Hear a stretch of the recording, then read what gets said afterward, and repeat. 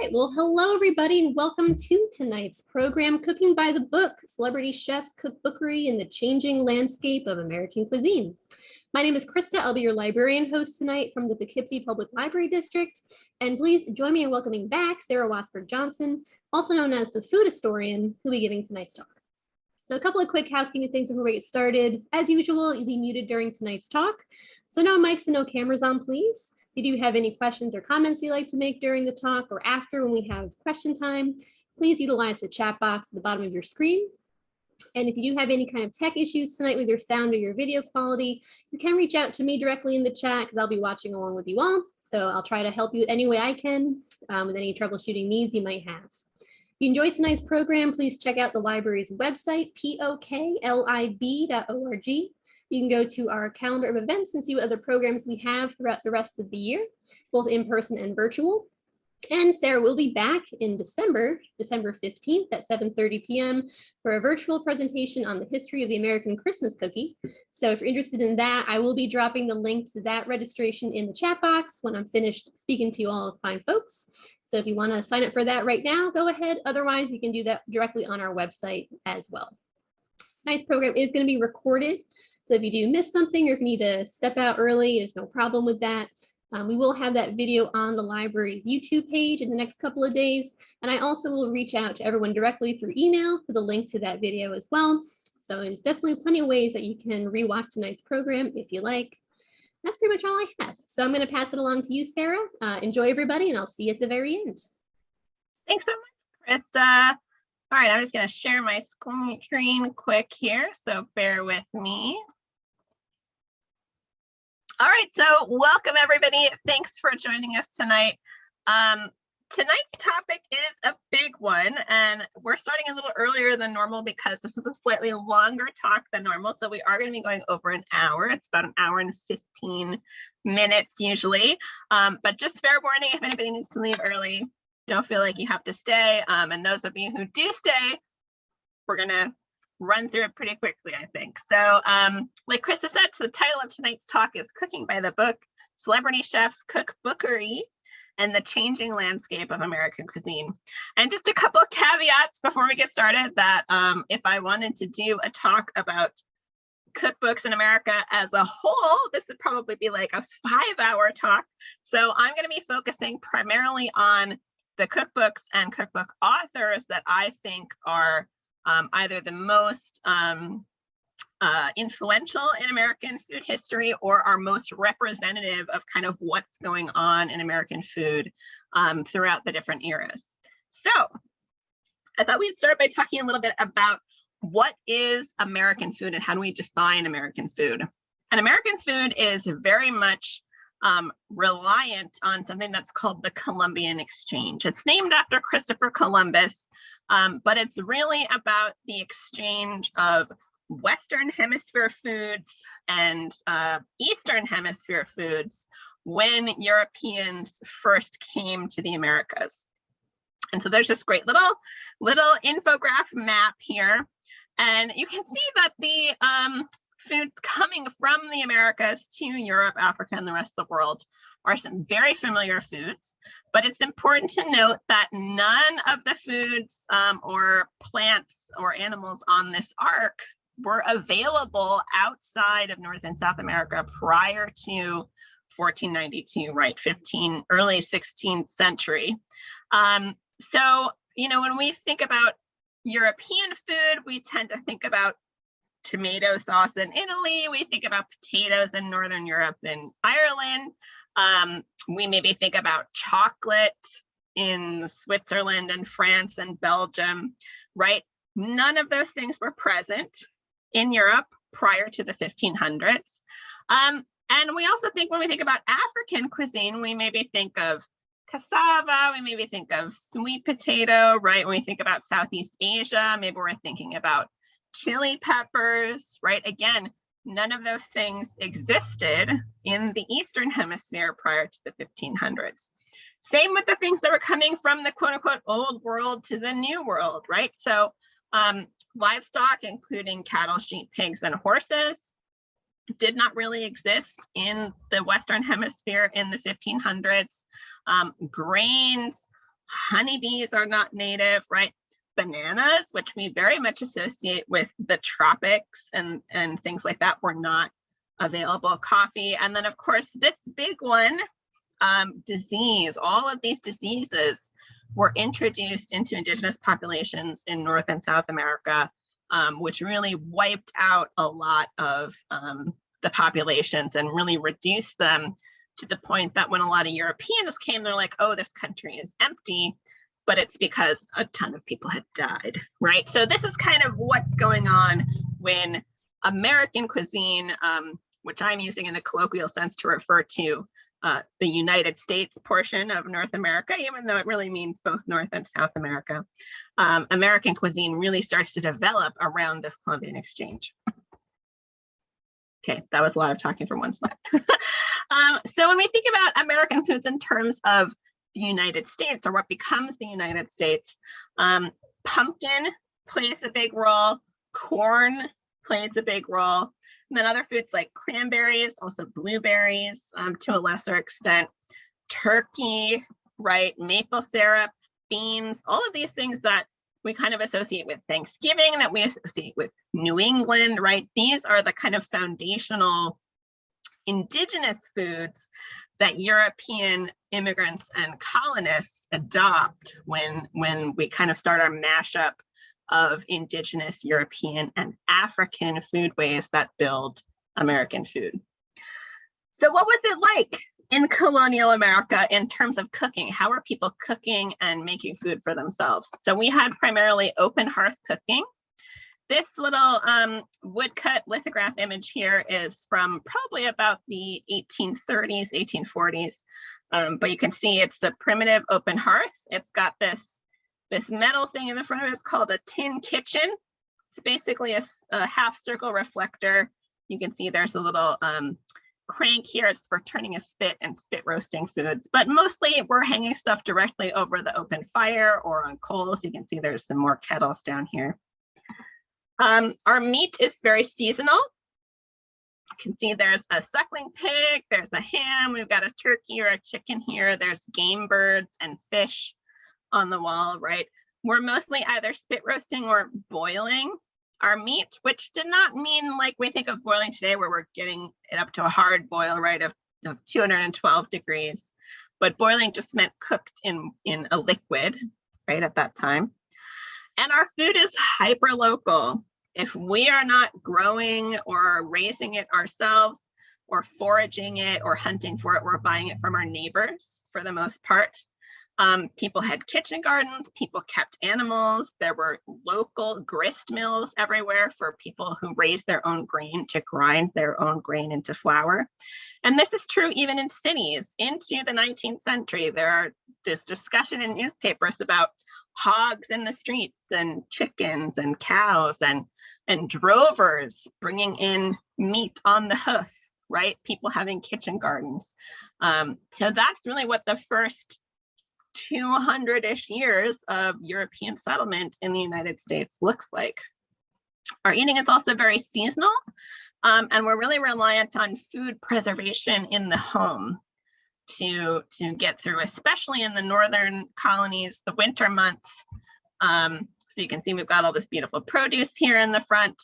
We are probably aging our game. She's making a pie, right? But we are also having to dry foods, preserve foods with sugar and salt and smoking, right, to get us through the long winter. So most people in the United States in early America, their 100% of their lives was dedicated to food production, food preparation, and food preservation. And then of course eating, right? That's the fun part. So who was doing the cooking in early America? We have this very famous Harper's Weekly image called The Cook. This is one of the few early American images, although this is really more from the mid-19th century. So this is a African-American or potentially African enslaved African woman who is portrayed as a cook. So a lot of the cooking that was being done in early America in both the North and South was done by enslaved people. Generally female in smaller households and sometimes professionally trained male chefs in larger households. And a lot of what we consider Southern food is really based on the influence of West African cooking, right? Things like Philadelphia pepper pot stew, things like preparations of sweet potatoes, things like hearth cakes and hoe cakes, and frying in oil. These are all things that were central to West African cooking that enslaved people brought with them when they were kidnapped and sold into bondage. Wealthy households could employ French cooks, paid French cooks, but some people did have enslaved cooks trained by the French, or in the case of James Hemings, who was Thomas Jefferson's enslaved chef and brother to Sally Hemings, his quote unquote mistress. He was actually trained in France and helped introduce a lot of French food into the American diet, including things like macaroni and cheese and chantilly cream and pastries and things like that. Here in New York, slavery was largely legal until 1827, and then we did have some extension through indentured servitude until the 1840s through our gradual manumission laws, which were passed in 1799. So people also, enslaved people and free people in New York, food service was one of the few avenues that were open to people of color, especially women, enslaved or free. And so you get a lot of women working in hotels, working in taverns, working in like resort areas, and then also on steamships and railroads and things like that. So that use and kind of restriction of Black people to service-oriented careers, including food service, continues from this period through to the 19th century. So how are people transmitting information about food and training people about cooking in early America? So we have manuscript cookbooks. This image is of Martha Washington's manuscript cookbook from her family. She passed it down onto her daughter, Nellie Park Custis. Manuscript cookbooks are called manuscript cookbooks because they're handwritten, right? They are not printed, published cookbooks. They are family handwritten cookbooks. It's mother to daughter training, right? You learn by doing. Girls learn how to run households and do food preservation and cook by working with their mothers.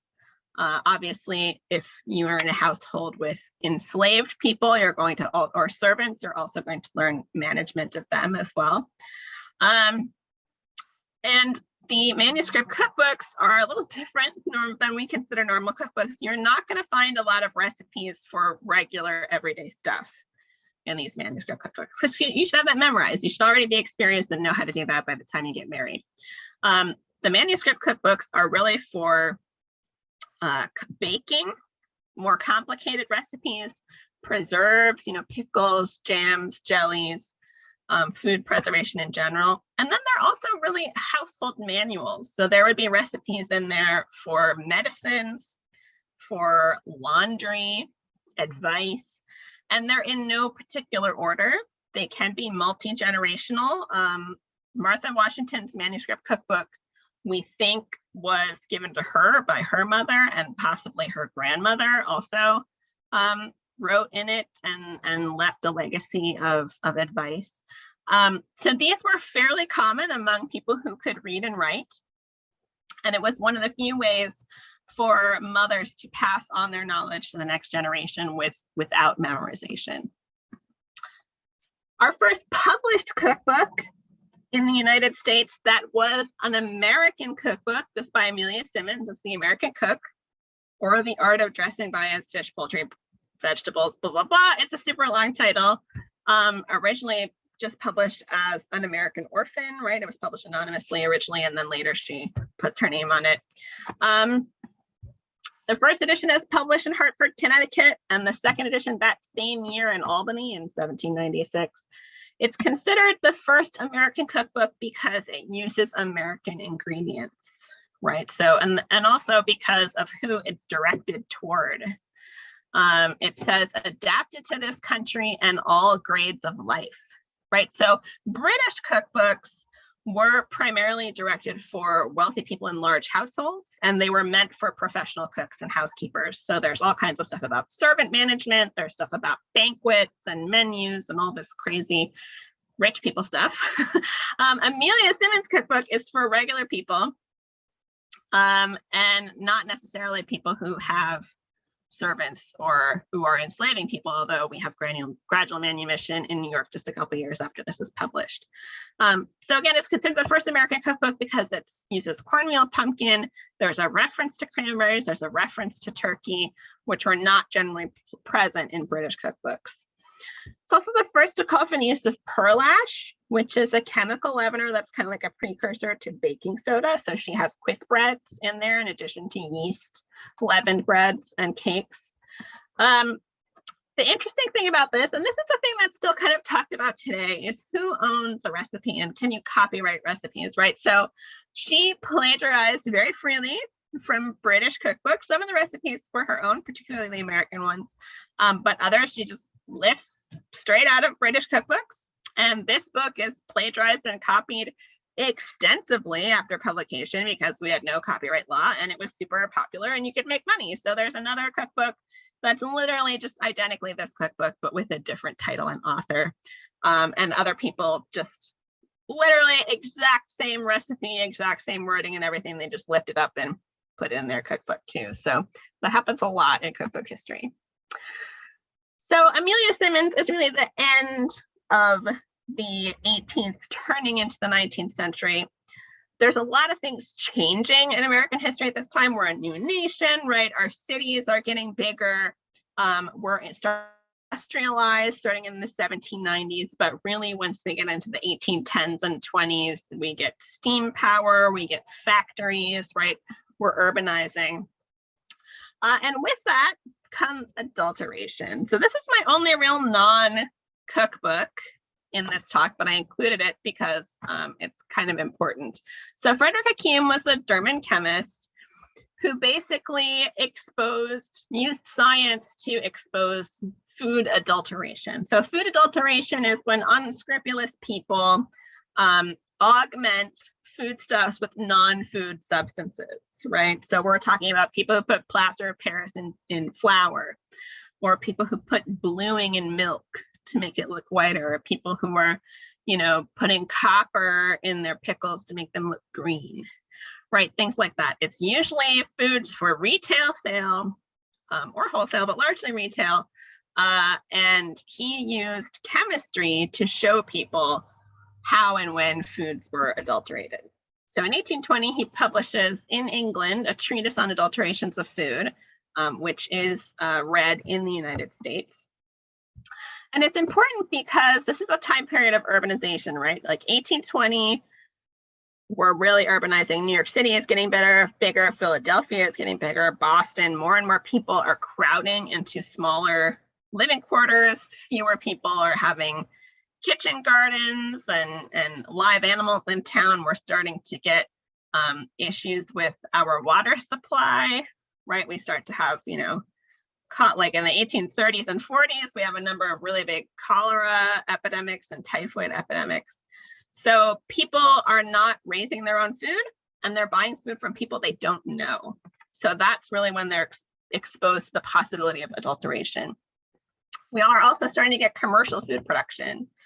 So in the 1820s, 30s, 40s, we start to get, because people are making their own foodstuffs like cheese, like flour, like pickles and preserves, things like that. They're making that at home less and less and buying it more and more. We get, instead of just, Widow Brown is baking bread now and you can buy bread from her, we get bakeries and pickle factories and cheese factories and things like that.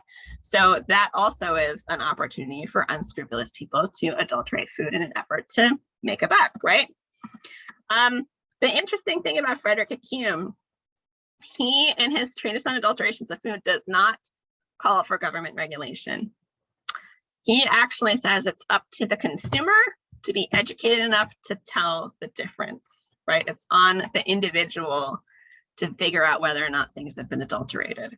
And we actually don't have food regulation largely in this country until the 20th century, which we'll talk about when we get to the 20th century. But just something interesting to think about, you know, we're pointing out food adulterations in 1820, but we don't get any actual government regulation until the 20th century. So in the 19th century, this is a time period of cookbook style. I call it the art of home cookery. It's a lot of emphasis on hospitality and graciousness and the beauty and flavor of cooking and setting a gracious table. And one of the first ones to kind of be in that style is Mary Randolph. This is a picture of her. So she's an interesting character. She was related to Thomas Jefferson personally, and then also by marriage, her husband's side of the family, to the Custis Washingtons. And she was descended from John Rolfe and Pocahontas, supposedly. So she is like Virginia royalty, right? She lives in Virginia, and her husband worked for Thomas Jefferson when he was president. But when Jefferson left office, her husband lost his job. And so she opened a boarding house to help the family survive. She became really known for her cooking. And in 1824, she published The Virginia Housewife, which is an early American and very influential cookbook. Sadly, she dies 4 years later. She is buried at Arlington House, the home of George Washington Parke Custis. And where she is buried later becomes Arlington Cemetery. So she's actually the first person to be buried at Arlington Cemetery. Her cookbook is hugely influential in the food history world. It is Southern cooking, but what I call elevated because it includes a lot of French and Spanish recipes, some of which are very sophisticated even by today's standards. She calls for inexpensive ingredients, lots of vegetables, including the tomato, which was not widely grown or eaten at this time, although Jefferson is not the first person to eat it or introduce it. It was just not a common ingredient, particularly not in food. People use it in preserves, but not necessarily in food. And she goes on to influence whole generations of cooks, including today. A lot of food historians, including Lenny Sorensen, have studied her. And there's some speculation that because of her relationship to the Jeffersons, that some or many of the recipes in her cookbook may have actually come from James Hemings or Jefferson's other enslaved chefs and cooks. There's a lot of French stuff in there. There's macaroni and cheese in there, right? All of these, a bunch of recipes that Hemings introduces to Virginia society. So there's some theory that she may have gotten some of those from him. Whether or not that's true, unknown, but the evidence suggests that may have happened. Another early home cookery author, this is actually, I'm including her because she's my favorite, even though she only wrote one cookbook. It's Lydia Maria Child, probably most famous for Over the River and Through the Woods. She was a writer. She got her career started with a novel called Hobomoke, which ended up being super controversial because it included an interracial relationship between a white woman and a Native man. But she makes a career for herself as a writer. She starts off as the editor of Juvenile Miscellany, which is one of the first periodicals in the United States geared toward children. She publishes the American Frugal Housewife in 1829. It's first known as just the Frugal Housewife in 1829 because she publishes it just in the United States. And then in 1832, it goes into a second printing and is also printed in London. There was already a British cookbook called The Frugal Housewife, so it becomes the American Frugal Housewife. And it becomes hugely popular. It's meant for, again, like Amelia Simmons, regular people without servants in their households. It's inexpensive recipes. It's not anything super fancy. And because of that, it becomes hugely popular. She later, she's a very political person. She's interested in abolition. She's interested in Native American rights. 1833, she publishes an appeal in behalf of that class of Americans called Africans, which is an abolitionist tract. She's also a Native American rights advocate. She opposed the Indian Removal Act under Jackson and later also writes in the 1870s in favor of Native rights. But these political beliefs get her in trouble in terms of her career. She actually, because she's editor of Juvenile Miscellany, when she's writing these, the Southern subscribers to Juvenile Miscellany start to cancel in droves. She steps down as editor in order to try and save the publication, and Sarah Josepha Hale, who is editor of Godey's Ladies book, and later becomes famous for the woman who convinced Abraham Lincoln to make Thanksgiving a national holiday. She takes over as editor for a brief time, but it's not enough. They can't save it, and the publication folds. So she is known as this writer and activist, but it's her cookbook that has, I think, some of the most enduring influence, which I find very interesting. So I love her. She's fascinating. Another interesting character is Catherine Beecher, who is the sister of Harriet Beecher Stowe, author of Uncle Tom's Cabin. So her sister was a huge celebrity within their lifetimes. She was very interested in female education. She opened the Hartford Female Seminary, which is not what we think of seminary now as religious training, but more like a high school for young women. She was an advocate of Sylvester Graham, who was an early health reformer who advocated for whole grains and vegetarianism. Graham crackers are named after him because they were made with Graham flour, which is a type of whole grain flour that's named after him. He would probably roll over in his grave to see how much sugar and refined white flour is in Graham crackers today, but that's where that comes from. She also opposed the Indian Removal Bill, but interestingly, unlike her two sisters, she was an anti-suffragist. So she did not believe in women's suffrage, which you might think, well, she's a proponent of women's education and she's an author and she's like a professional woman. Why is she opposed to suffrage? And I think it's because she subscribes to this kind of idea of Republican motherhood, which is this idea that women need to be educated so that they can educate their sons, so that their sons can go out and change the world, not that women have a role in the wider world. And that's kind of reflected in her publications. Her first cookbook comes out at the same year as her little school manual for young women to learn how to cook and be domestic. But she also publishes her Miss Beecher's Domestic Receipt book. Receipt is an old-fashioned analog word for recipe. Some people pronounce it recipe. Recipe actually comes from the pharmaceutical industry historically, and receipt was like the culinary industry, but somehow along the way we adopted recipe for culinary recipes too, but that's why it says receipt.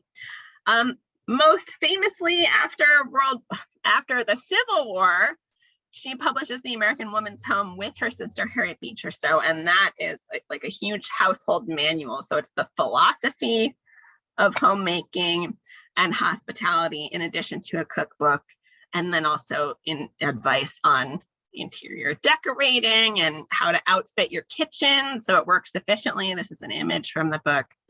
And she goes on and publishes another couple housekeeping and cooking books, but she is really a proponent of the home is the sphere of influence for women, and through your hospitality, through your domestic talents, through your training of your children, that's how you influence the world, which really plays into her anti-suffrage beliefs. So we're in the mid-century, right? Civil War, mid-19th century. Who is cooking? We still have enslaved people cooking, particularly in the South, until after the Civil War.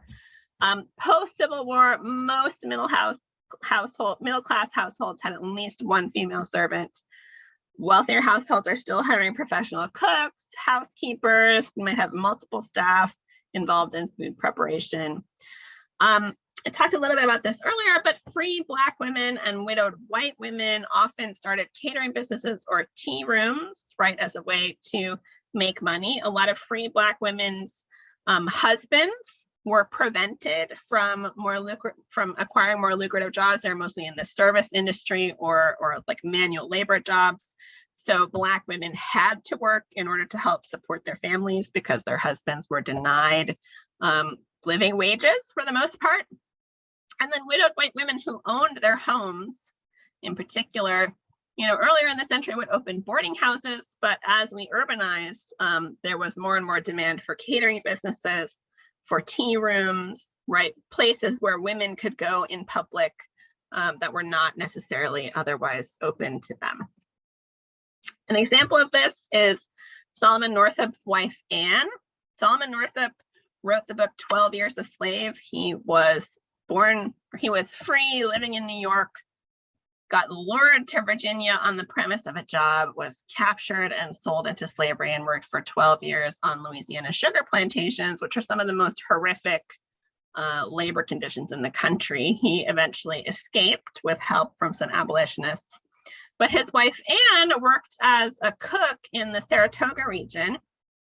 And then for a brief period was a cook for Eliza Jumel of the Morris Jumel Mansion in New York City.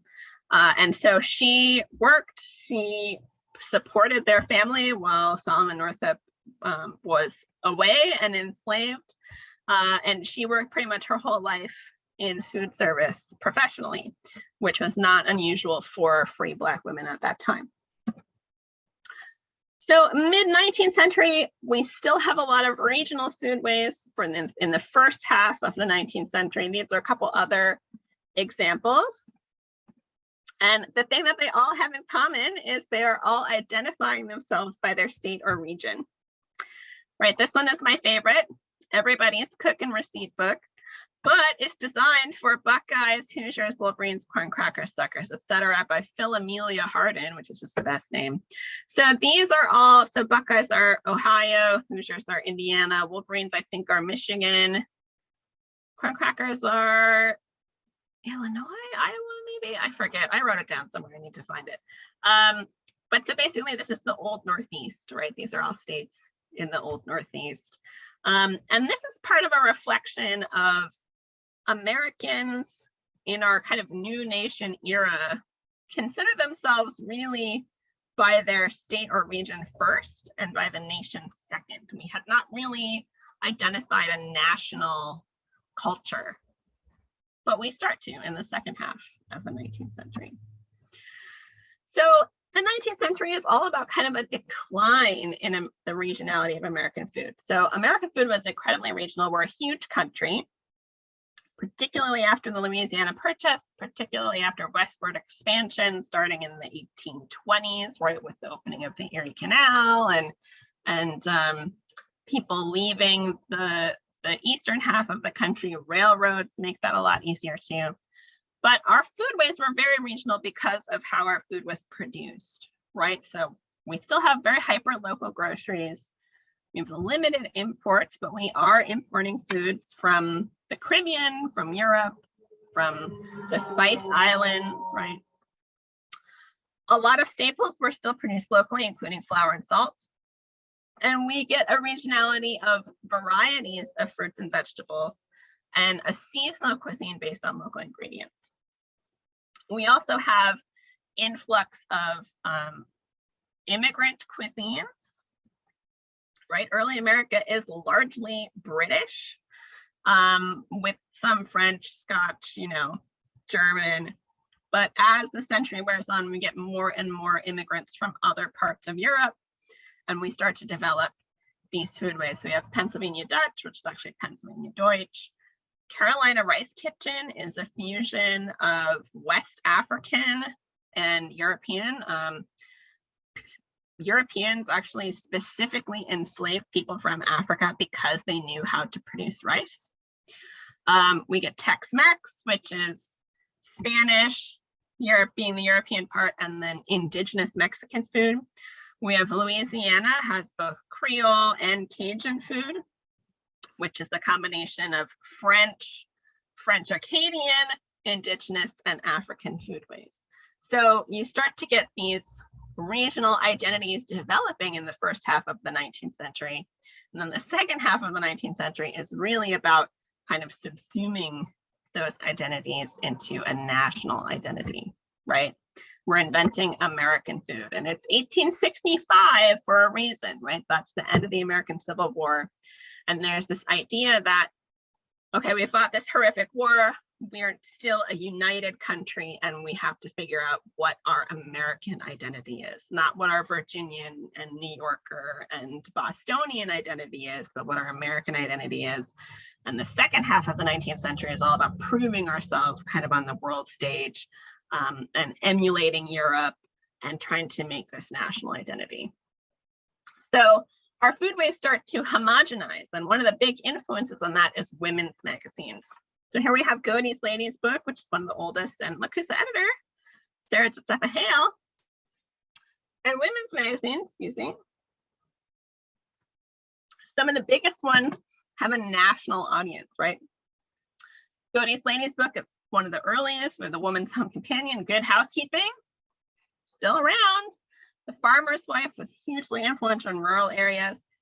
Better Homes and Gardens, also still around. So a lot of these magazines have recipes, they have advice columns, readers write in. In the 20th century, they get home economists, which we'll talk about later. And because they have a national audience, you get a decline in the regionality of food, right? If Lady's Godey's Book publishes a recipe for a lemon pie, and people don't know how to make lemon pie, then everybody's going to try and make lemon pie because it's fashionable, right? So, you know, some historians have talked about, well, how come community cookbooks don't have apple pie? Nobody must have been making apple pie. And I'm like, community cookbooks don't have apple pie because when you write a community cookbook, you're submitting your best recipe. And everybody and their mom already knows how to make apple pie, so why would you submit an apple pie recipe, right? So there's kind of some bias sometimes in cookbooks that you have to watch out for. But definitely these national audiences kind of help homogenize American foodways, right? There's a bunch of other things that are happening to help homogenize American foodways. The rise of railroads, right? Cincinnati, Ohio becomes known as Porkopolis in the 1840s for its pork production. If you think about pioneers heading west, they're all bringing salt pork with them. Well, guess what? They're not making their own salt pork. They're getting it from Cincinnati. Enslaved people in the South, they're getting pork and salt pork and chitlins and things like that. That's coming largely from Cincinnati. Enslavers are purchasing these products to feed their enslaved people so they don't have to produce their own. Chicago, you know, post-Civil War, because of the railroads, we have access to beef. Well, guess what? Cowboys are driving Texas Longhorn cattle on the hoof up to Kansas City to get loaded onto rail cars to go to the Chicago slaughterhouses and the meatpacking district. And then that meat is being sent on refrigerated railroad cars or canned, right? Libby gets their start canning corned beef in Chicago and being sent all over the country. We get the rise of cash cropping in large part because of railroads. In Florida, you would grow oranges for yourself because why would you sell oranges? Everybody in Florida can grow oranges, right? But once you can sell to the New York markets and to Minnesota and Ohio, they can't grow oranges there. So all of a sudden there's this market. So you start to get monocropping and cash cropping, and regions get known for producing certain kinds of foods, right? We have increasing urbanization. People are getting further and further removed from their food sources.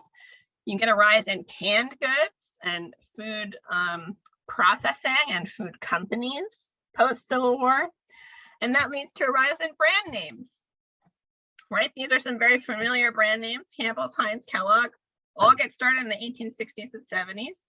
And my favorite example is You Need a Biscuit. This is a very good illustration of why brand names become a thing in the United States. So prior to the rise of brand name biscuits, which are kind of like a cracker, although they could be sweet also, we have the Cracker Barrel, right, in the general store. And the Cracker Barrel is literally a barrel full of loose crackers. They were sold by the pound. The guy in the general store, you would go in and sit down. You would tell him what you wanted. He would get it for you.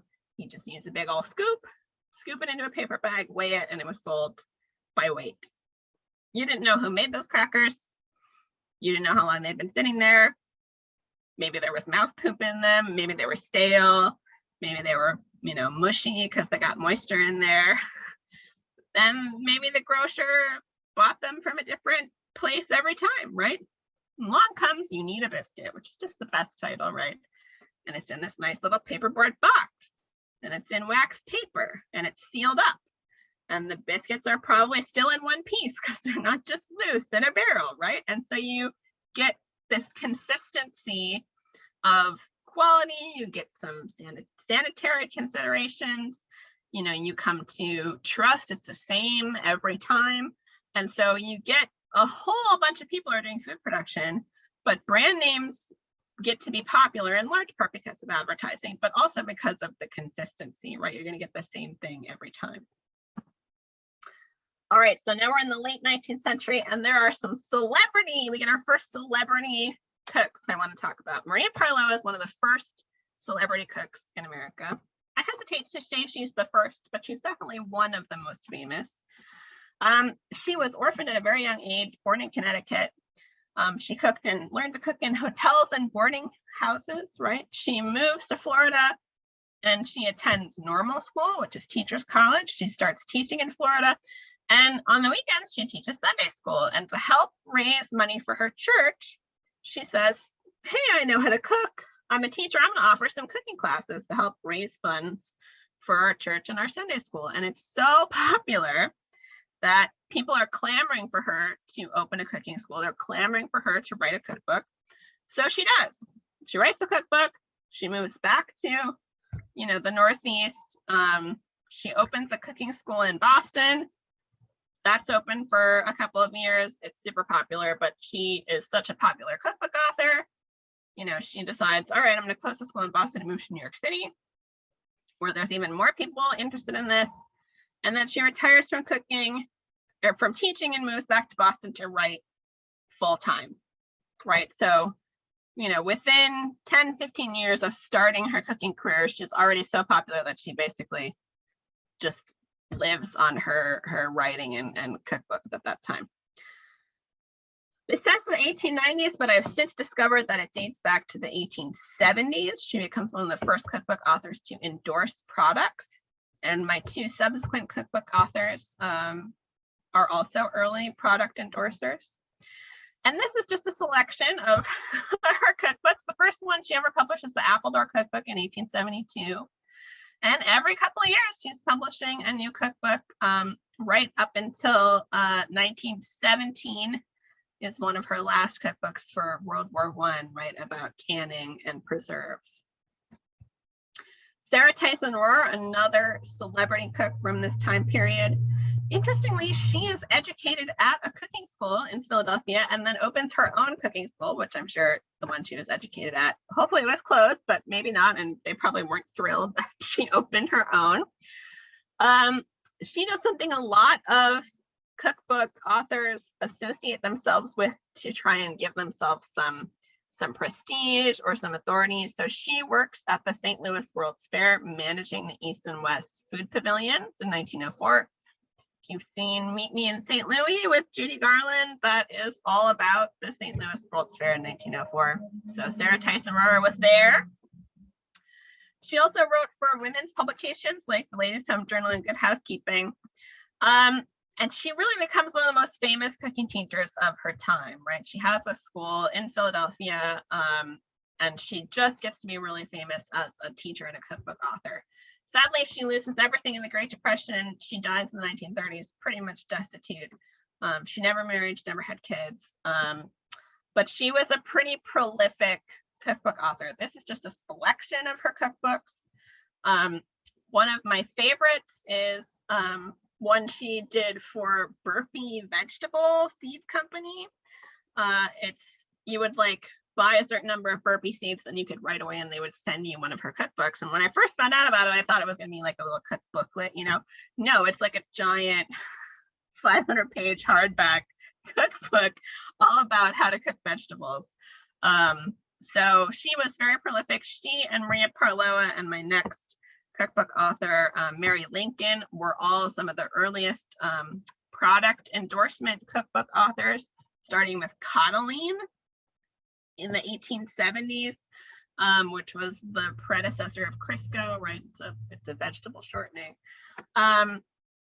So these two ladies, Maria Parlow and Sarah Tyson Rohr, along with Mary Lincoln, are really our big famous celebrity cooks in the late 19th, very early 20th century. So Mary Lincoln was a homemaker.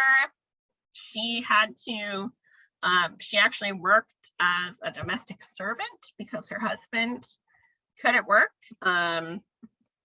And she was one of the first teachers at the famous Boston cooking school. So she was invited to teach when it first opened, but I think she didn't feel qualified. So they hired Joanna Sweeney and Maria Parlow, and Lincoln trained with them both. And then she later taught and then became the first principal of the school. And she taught Fanny Farmer, who we're going to talk about next.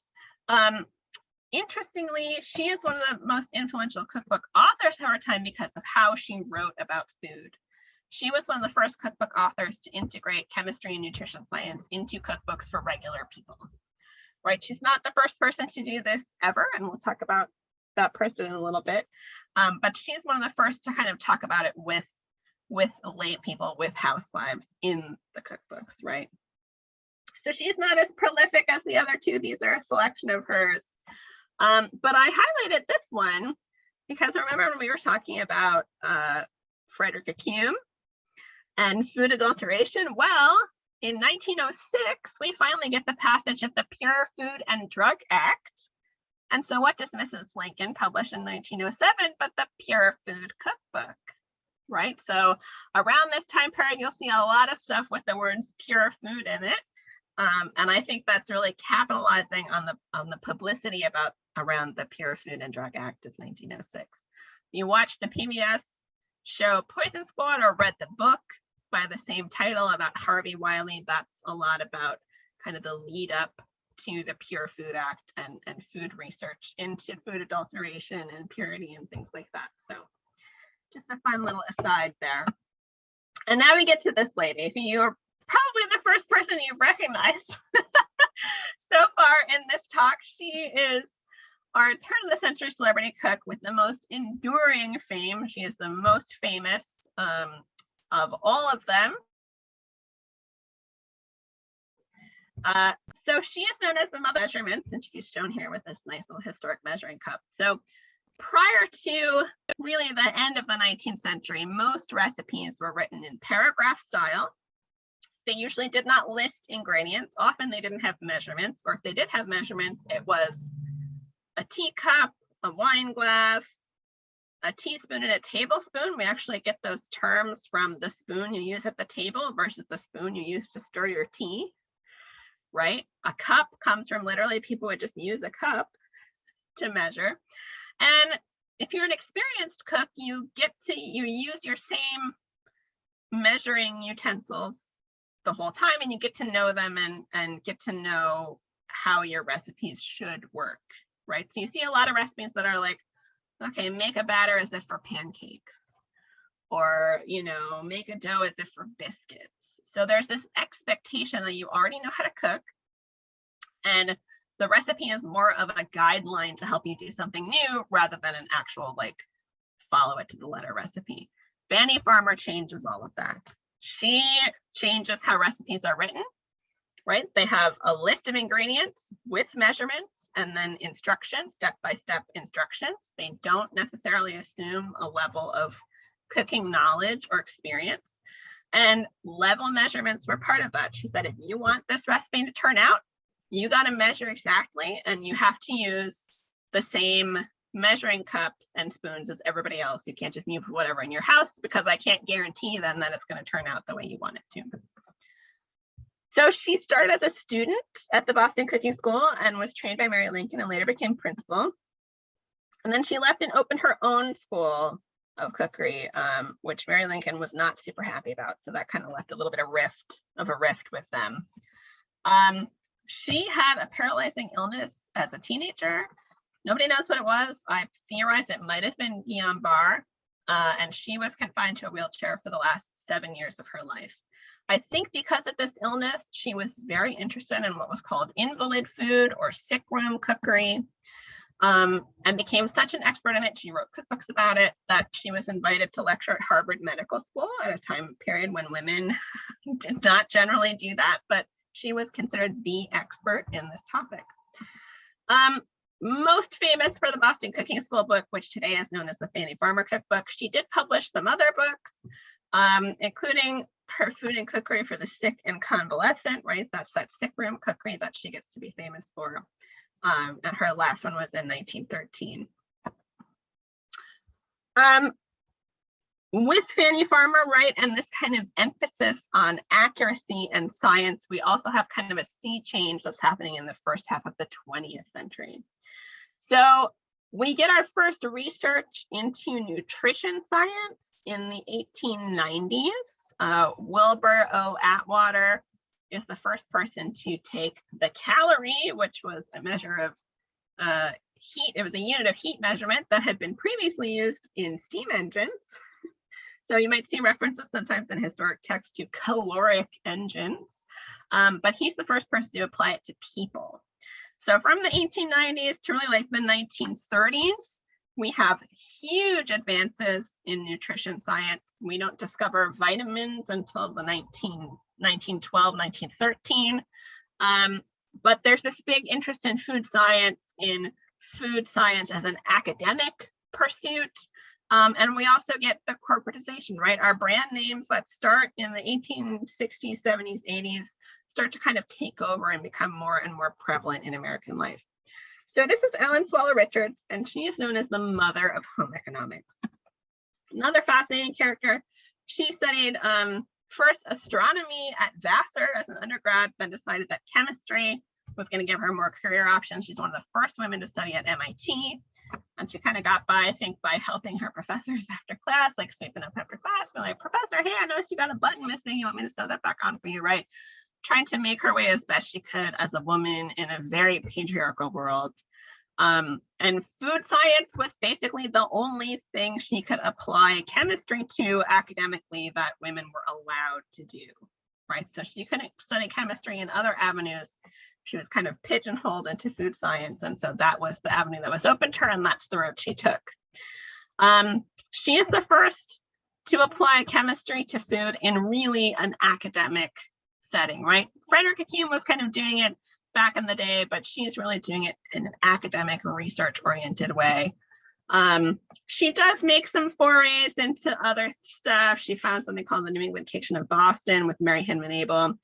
And it's like a charitable thing. They're trying to provide food for working class families, largely immigrant working class families, who are like, why the heck would we give up the one connection we have to our homeland and eat your weird, beef broth and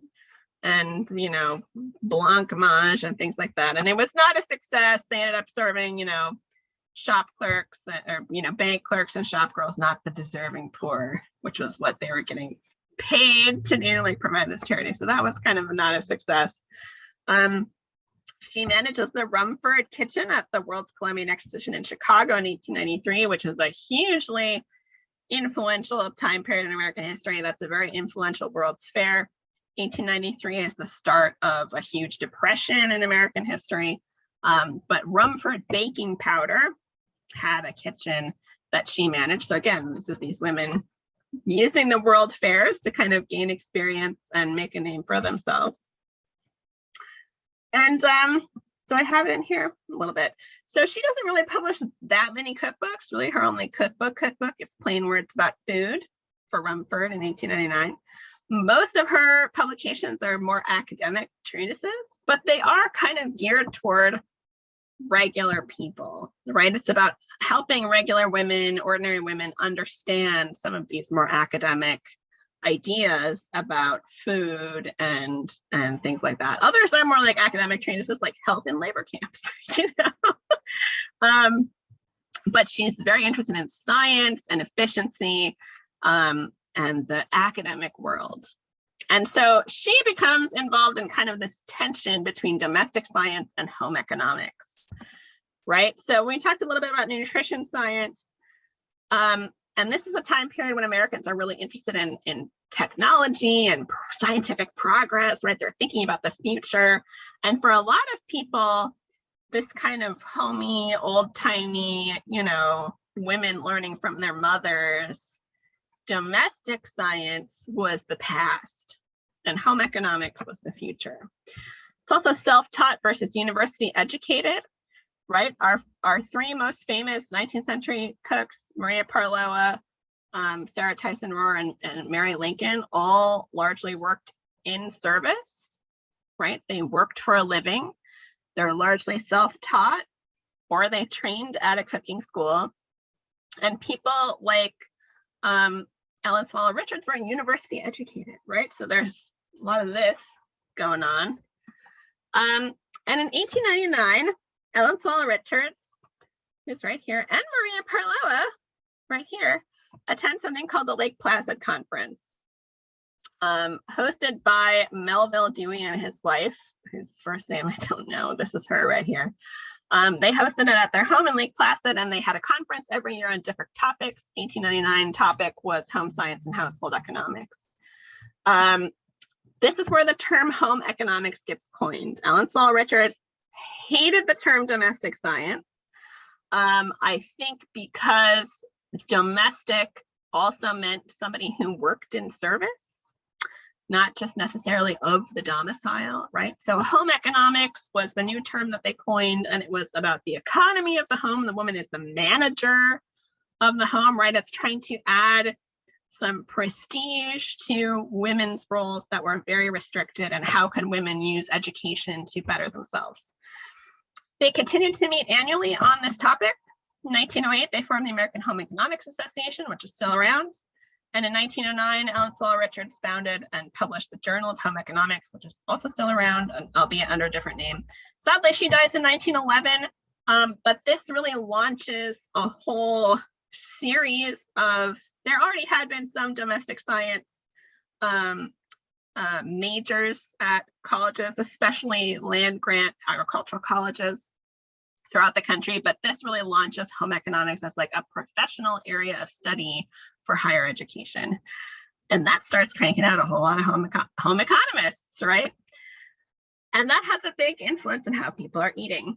So we have in the early 20th century a rising middle class and a decline in household help from the, basically 1893, that depression of 1893, through the 1940s. There's all these complaints about the decline in household help. Nothing wants to work anymore, right? That's all happening. And it's because, why would you be a domestic servant when you could be a shop girl or make a decent wage in a factory or be a secretary, right? There's way more opportunities for young women to have careers outside of domestic service. Women are also more and more educated. We have compulsory education by the end of the century. So more and more women have at least an 8th grade education. And so it's easier for them to find work outside of domestic service. Because of that, we have a rise in convenience food, right? Canned foods are more and more available. Things like Jell-O are more available. And this is saying, even if you can't cook, right? This little fancy young woman who clearly has never set foot in a kitchen, here's this lovely lady saying, even if you can't cook, you can make Jell-O, right? We get a rise in refrigeration, which makes it easier to keep foods for longer. We get the rise of frozen foods, albeit of not great quality until Clarence Birdseye, but food preservation is improving. We have industrial production of food. We have more and more sanitation around our food production. So it becomes easier and easier for people who would ordinarily not in the 19th century have been spending a lot of time in the kitchen to actually feed themselves without the use of servants. We also get the rise of corporate cookbooklets, I call them. This is a cute little Campbell's version. Food companies start to realize in the 19-teens that, hey, instead of just saying, hey, we're the best, they should teach people how to use their products in the home. So you start to get recipes and advertising, you get recipe pamphlets, cookbooks, and they start to employ home economists, right? Instead of paying famous cookbook authors to produce recipes, they hire mostly anonymous home economists to be on their staff, and they invent fictional home economists like Betty Crocker to be the face of the corporation, right? This time period also gives us the rise in young bride cookbooks, right? So we've had bridal, young women going off to their first household cookbooks for a while, right? But the Edwardian era, it's really the decline of household help and particularly in the 1920s that start to give us these cookbooks directed at young brides, in large part because middle and upper middle class women are more and more educated, but they're not necessarily marrying people who are already wealthy, right? So, you know, little Vicky, who went to Vassar and her daddy is super rich in New York City, marries, you know, Jimmy, the junior vice president at the bank, and she's suddenly got to be in their little apartment running a household, and she has no idea how to do it. So a lot of these brides cookbooks were geared toward that. I'm drinking water because I'm going to do voices for our next slide. So food companies totally capitalized on that. This is an example from the 30s for Spry. This is for vegetable shortening, but Spry starts out as a Chicago meatpacking company specializing in lard. And this is their character, Aunt Jenny, right here. And this is Aunt Jenny starts a bride off right. So they had all of these little cartoons of Aunt Jenny. So I'm going to do the voices because I was in theater in high school and I think it's fun. So here we have this young bride and she says, "Your cookbook is the grandest wedding gift, Aunt Jenny. And here's a big 3-pound can of Spry to start you off housekeeping. It'll keep fresh and creamy right on the shelf."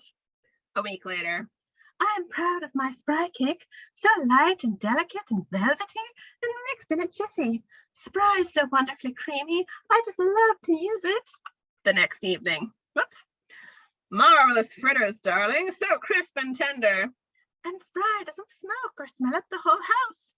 Boy, isn't this pie crust tender and flaky. You're a grand little cook.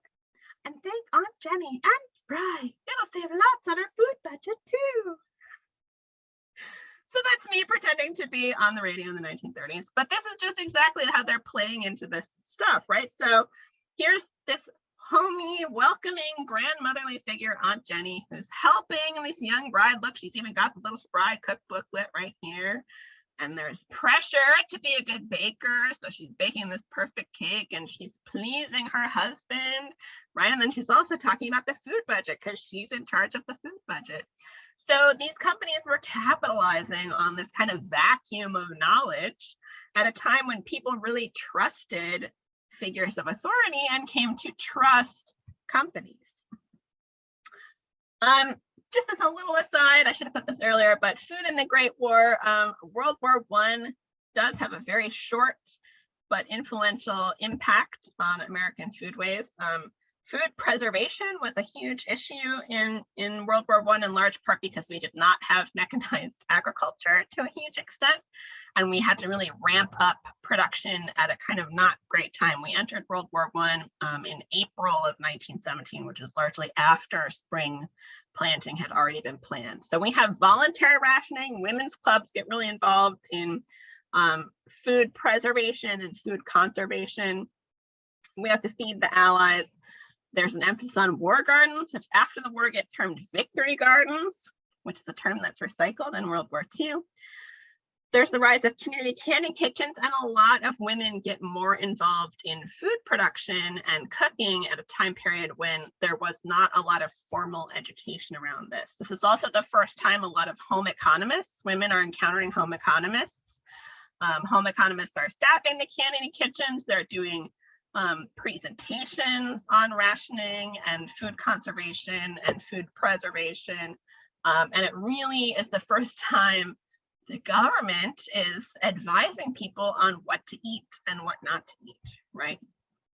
So these are a couple of booklets. They're from, it's the Victory Edition 1919, right? So the war is officially over, but we're still continuing some of our rationing and food production into 1919. And I love this image.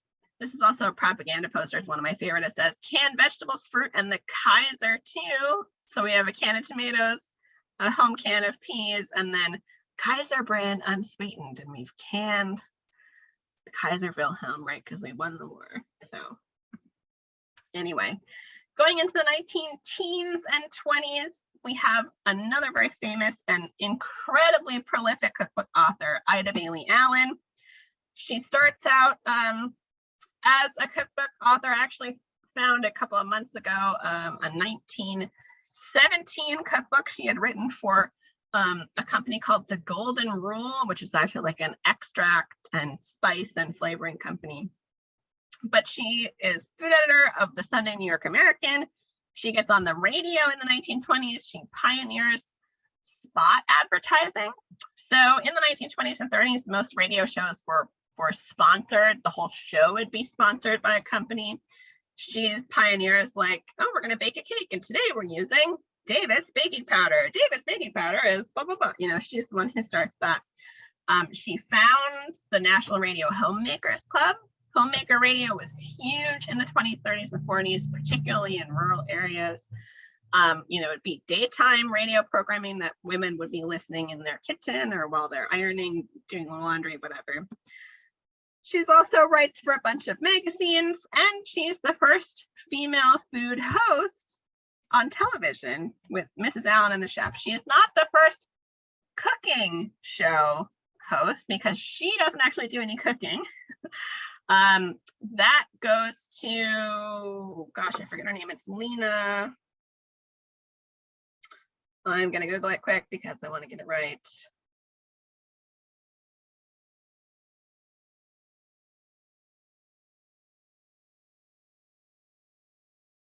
Lena Richard. Okay, that's what I thought it was. Lena Richards in New Orleans is the first woman to host a cooking show in the 1940s. But Miss Allen and the Chef was one of the first that had a woman on it, right? And she is a prolific cookbook author. She's the author of over 50 cookbooks in her lifetime, starting in the 19-teens all the way up to the end. Best Loved Recipes of the American People, which is published in 1973, which is the same year she dies, and is kind of part of the lead up to the bicentennial. My favorite of hers is the Money Saving Cookbook from 1942. She actually publishes two during the war, Money Saving Cookbook and Eating for Victory. But the Money Saving Cookbook just has a bunch of really interesting ideas for leftovers and stretching meat and meat alternatives, and it's just a fascinating read. So that's my favorite. The Great Depression hit a lot of Americans hard, but not equally. So we kind of also have the rise of Hollywood, California, and Hollywood movies. So there's the glamour of Hollywood versus the everyday reality for a lot of people. We get a rise on what I call Dust Bowl cooking, which is rural areas in the Dust Bowl. A lot of farmers were largely subsistence farmers, right? And they relied pretty heavily on their kitchen gardens to get them through. And during the Dust Bowl, that's not possible.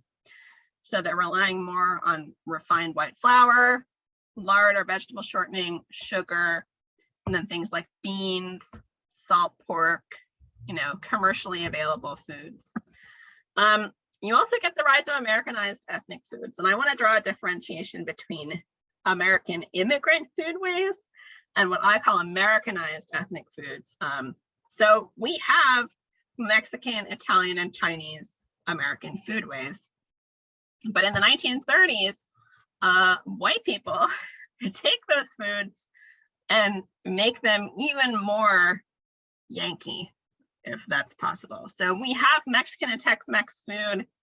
You know, it's a live, vibrant culture, and white Americans are like, I'm gonna make tamale pie, which is basically ground beef and tomatoes, maybe with some chili powder, and then you put cornmeal mush on top and bake it, right? So it's kind of like a tamale, but not really. It's really Americanized. Same with Italian food. We're gonna say, hey, I'm gonna make spaghetti, right? So Italian American food is so much more than spaghetti, but again, it's a cheap way to use ground beef and pasta. It's a way to fill you up without a lot of money. Same with Chinese. Chinese American food is its own vibrant thing, but white Americans are like, I'm gonna make chop suey, right? Which is either goulash, essentially, you know, American goulash, or it's, you know, again, ground beef and peppers and green peppers and onions and a little bit of soy sauce with noodles, right? So it's all of these things to kind of cope with rising prices and lowering or non-existent wages. And then you also get a rise in nostalgia. So anytime there's an economic depression in the United States, we get really nostalgic for the past. And that's true of the 1930s also. There's colonial revival in New England foodways, if people are interested in that. the WPA Writers Project, the Food Writers Project, which never actually publishes, but that is part of an effort to kind of preserve these old-fashioned foodways that are disappearing. There's a couple of books that were published based on, more recently based on those writings that were never completed, sadly. And then the 1930s give us this lady, who you might not recognize her name, but you will probably recognize her cookbook. So Irma von Starkloff-Rombauer. Her husband dies by suicide in 1930. She doesn't know what to do with herself. Her daughter encourages her to write a cookbook. So she does. And she does it in this, she publishes this giant comprehensive encyclopedic cookbook, but she's got these really chatty, comfortable head notes. It's really easy to read her recipes. If you put the Boston Cooking School book, Fanny Farmer, next to her book, there's a stark difference in the style of writing, right? And her daughter Marion did all the illustrations. So, of course, it's the joy of cooking. She self-publishes the first edition in 1931. This is the original cover. This is St. Martha of Bethany beating back a dragon with a broom.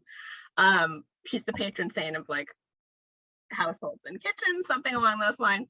So she self-publishes in 1931 and basically loses a ton of money because the person she self-published with was very unscrupulous, but it becomes so popular that it gets picked up for professional publication in 1936. And then there's a whole bunch of different versions of it over the years as it gets republished in new editions. There are 8 editions in all slightly different. And it just becomes a staple of a lot of people's households, right? So World War II arrives, and unlike World War I, we have mandatory rationing. There's a revival of victory gardens, and there is a real emphasis on canning and home food preservation. We have that in World War I, but it becomes much more urgent in World War II. Really until 1943, 44, we were not sure we were going to win this war. There was a real risk of real deprivation. And that's kind of like, you maybe have seen this little propaganda poster. And it's this cute, and they're in their matching outfits because that was a thing in the 40s to have mother-daughter matching outfits. And they're canning foods. Hopefully they are pressure canning all of these low acid foods here. But the little girl says, we'll have lots to eat this winter, mother. Won't we, mother? Right? Because they're doing all this canning.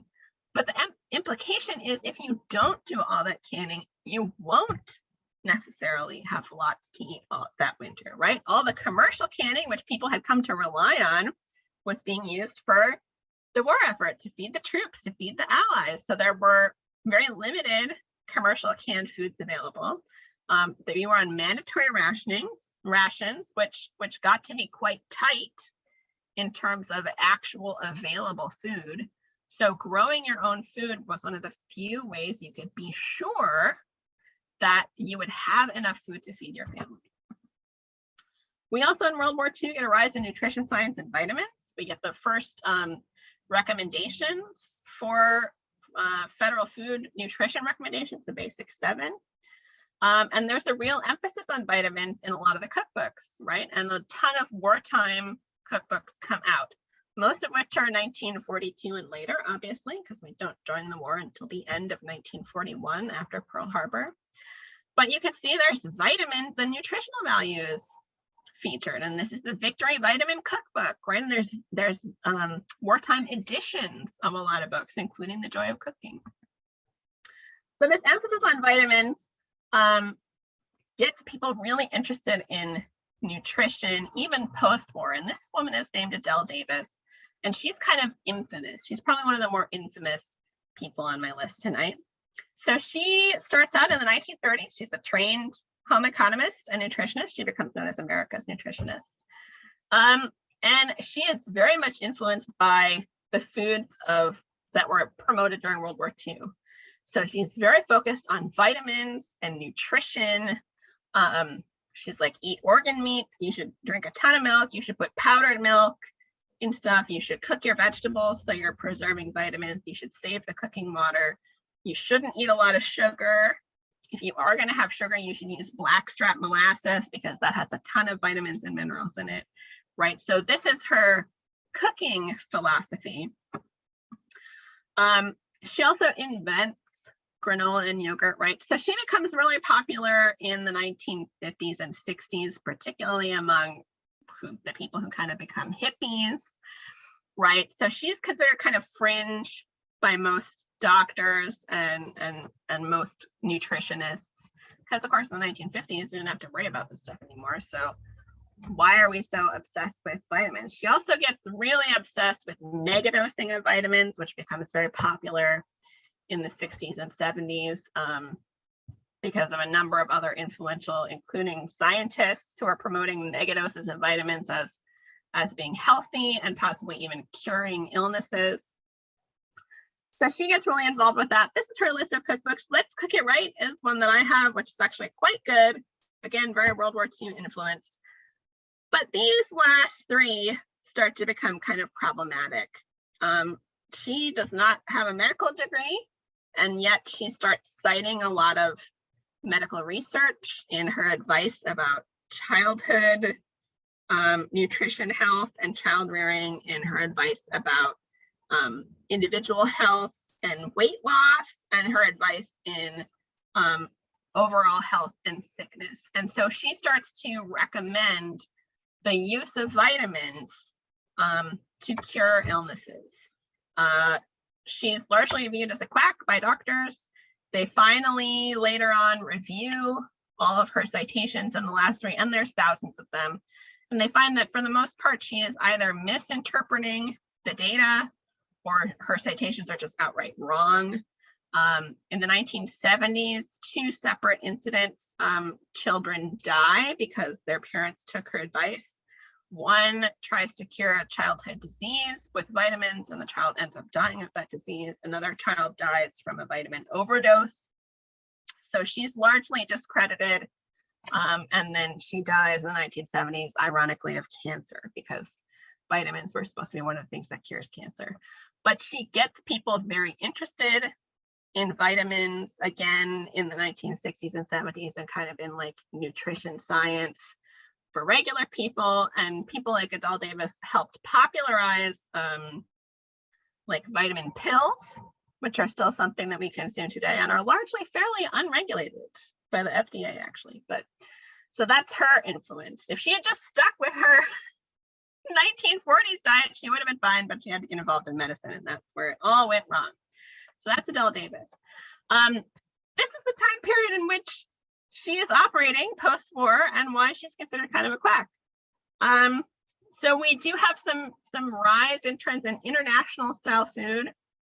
After all of our GIs are coming home from Europe and the Pacific, so we get Polynesian food, Japanese and Chinese food are more popular, French haute cuisine, Italian food sees a resurgence. You also get like German and Swiss food, and to a lesser extent British food, Hungarian, right? We're interested in a lot of these kind of more peasant cuisines of Europe, but Americanized, of course, right? Especially Polynesian. Like I put this up, Dole, Hawaiian, pineapple barbecue. I'm like, I'm pretty sure nobody in Hawaii eats like this. Hot dog, pineapple skewer, right?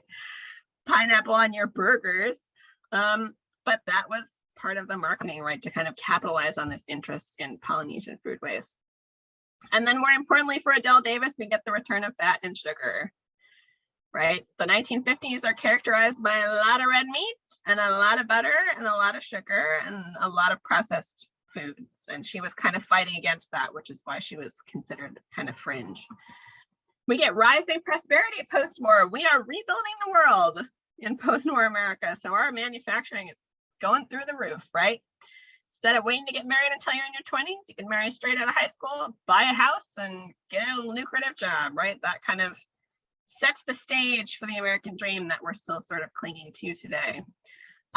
Corporations are still seen as experts in the 1950s, although that is starting to change with people like Adele Davis. And with that shift in corporations as experts, we get the real food revolution starting in the 1960s and continuing to today. So Julia Child is a big influence on this real food revolution. She's born in California in World War II. She works for the OSS and she meets Paul Child while she's working in Southeast Asia. They get married and move to France. She doesn't want to work for the OSS anymore. She was a secretary. She doesn't have to work because she's married. She loves French food. She loves to eat.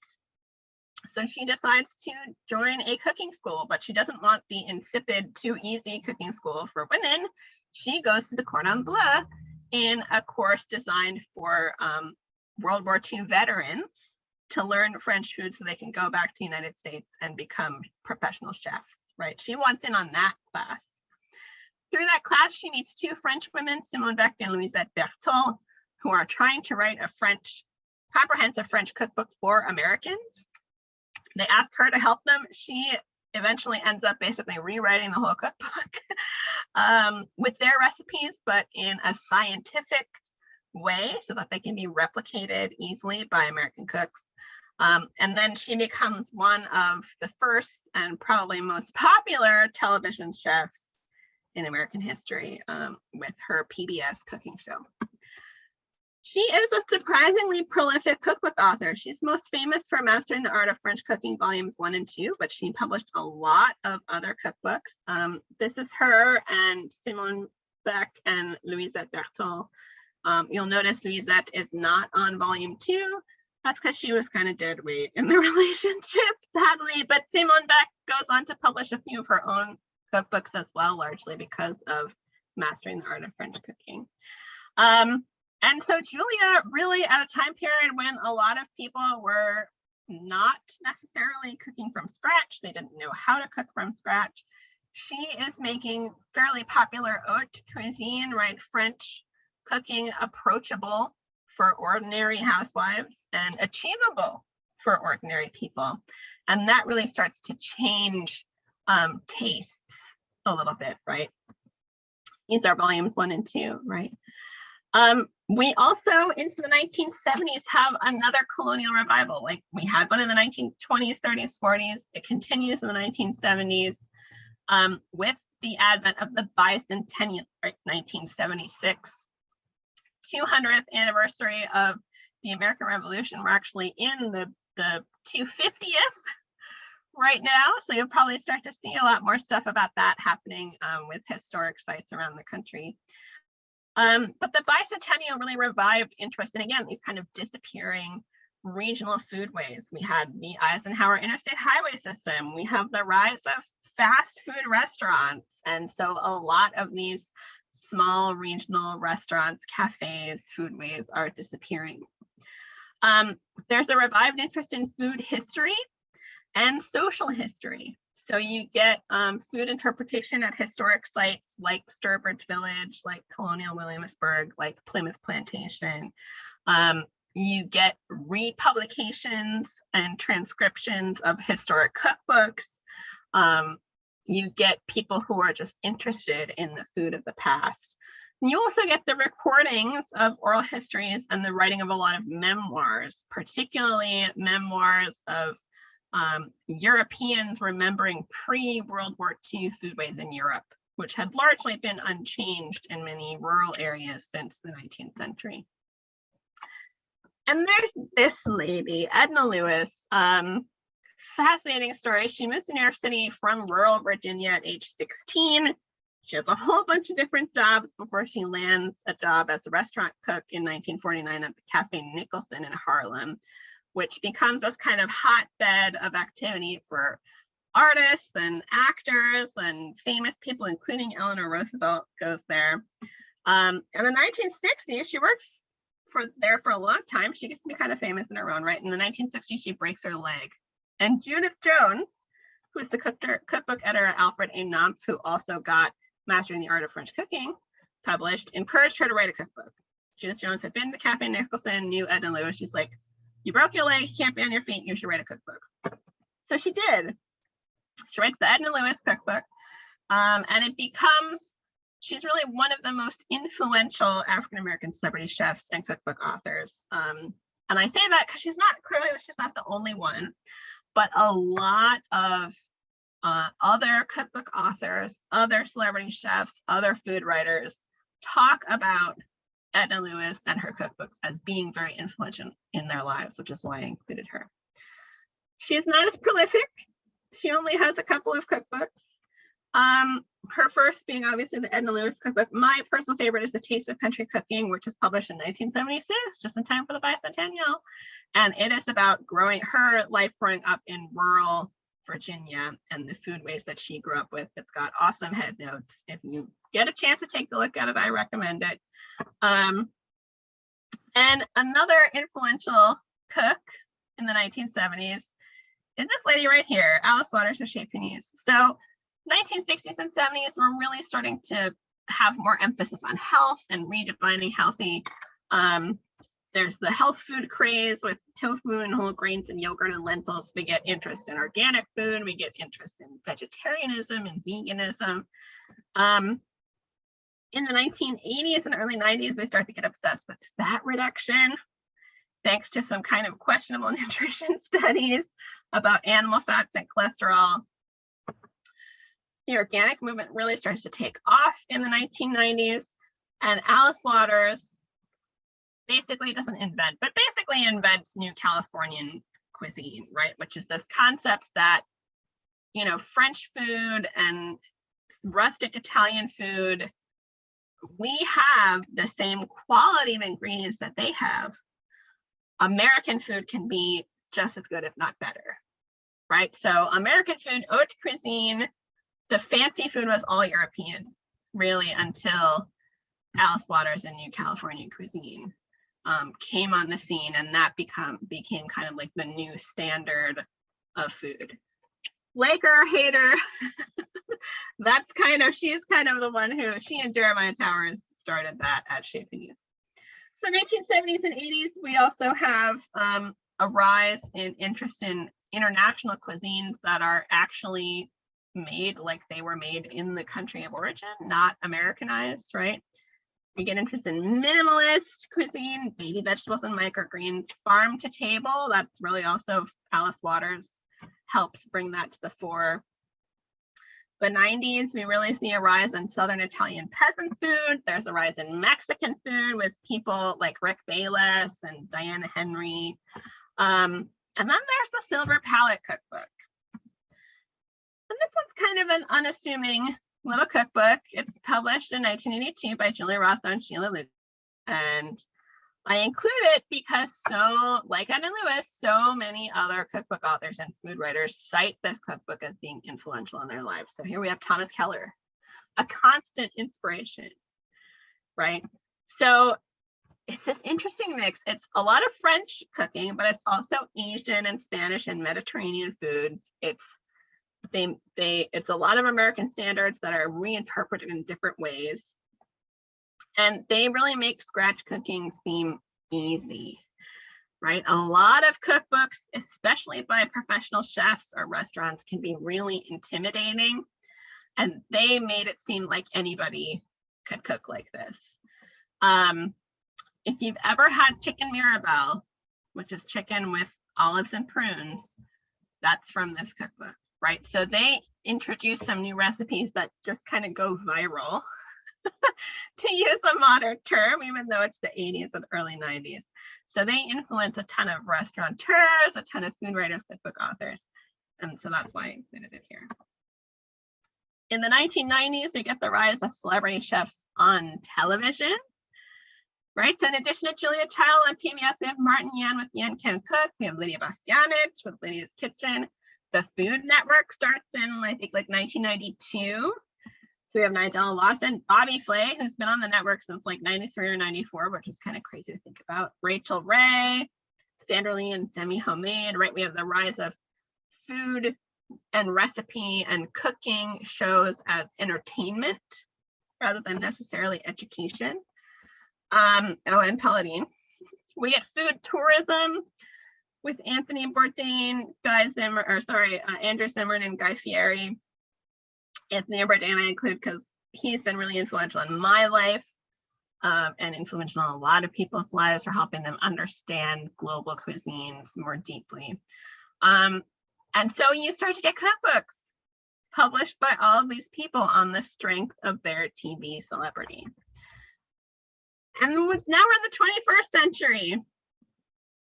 We have a million dietary trends. I call them medical, vegetable, primeval, right? There's clean eating, there's keto, which is actually based on 1930s research into ketoacidosis, and which is largely not true.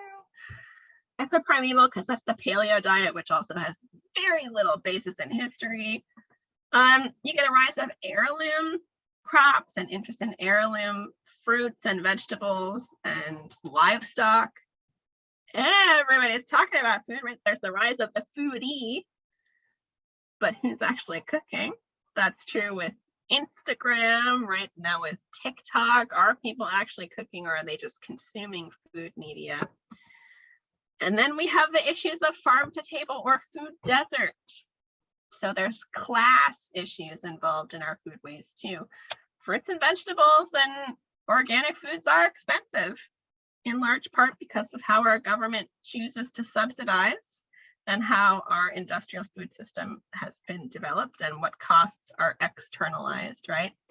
But food deserts, which are very common in both urban and rural areas, are areas where a grocery store, a well-stocked grocery store, is relatively inaccessible or not present within a neighborhood. So that is true of rural areas where people have to drive a long distance to get to a grocery store, and also true of urban areas where the food options are, you know, corner stores and liquor stores and fast food restaurants, which are sometimes now called food swamps, right? Because food is available, but it's not good for you. So where do we think food is going in the future? We'll see. Anybody have any questions? I know that was kind of long. I'm almost out of voice. Hey, we didn't do too bad.